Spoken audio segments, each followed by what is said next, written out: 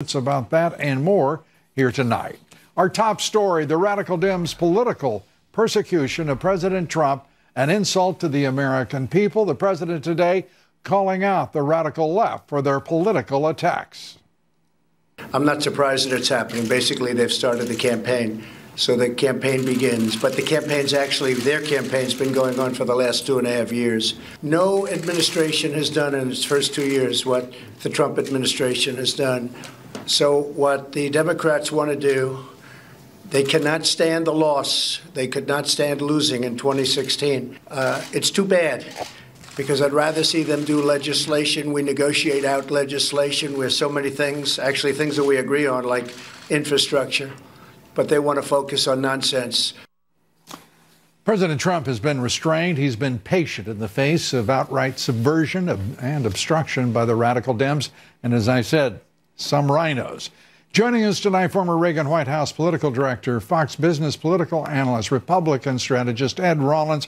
Ed, good to have you here. Thank you very much. The president talking about the little darlings on the left are disappointed and therefore they're behaving like, I don't know, Russian revolutionaries. This is more than that. This is a war on this president, this administration, and the American system of government. Well, Chairman Nadler today said this is not partisan. This is about finding all the facts. Well, isn't he cute? Yes, isn't he cute? Well, of the 81, there's no Democrats being brought up there to find facts. The reality is we've been going through 2 years of this stuff. They have basically done everything they can to handicap this president, haven't stopped him. We've got a booming economy. He's done all kinds of great things. And he's still conducting world affairs. But the reality is 2 more years of this is not what the American public wants. So, and the Democrats better understand that quickly. You've seen a lot of partisan politics from the Hill in the White House, maybe 3 or 4 of them. At this point, shouldn't there be just some basic discussion between the leaders of the Senate, the House, and the president, and to say this is either not going to continue, it's going to be resisted in courts in every way we know how, because this has nothing to do with anything but 2020. No, we're going to tie up 4 or 5 committees. The Judiciary Committee went off first, but there's another 3 or 4 that are already basically putting their list together, controlled by Democrats, to do the same thing. So absolutely nothing will get done in the Congress for the next 2 years except this kind of stuff, which is none of it's productive. Equally as important, the American public deserves government. They wanted governing. They wanted this president to basically move his agenda forward. And they're going to do everything they can to basically rerun the 216 campaign to get ready for the 220 campaign. So what should they do? How does the president respond? How should his administration respond to this committee? I think he's got the big megaphone. I think what he ought to do is order everyone who works for him, everyone who's worked for him, to basically say, thank you very much, but we are not going to cooperate. If you specifically ask us for something that you already... What would be the thank you for? Thank them. I just don't. This is a war.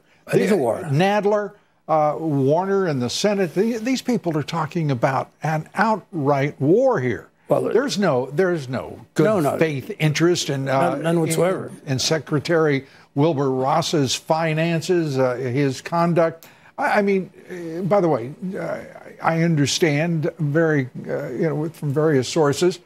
That the committee, the oversight committee, in front of which Michael Cohen famously appeared, wants to broaden the questions for the Commerce Secretary from what was to be the census and the issue of citizenship, which is being litigated right now.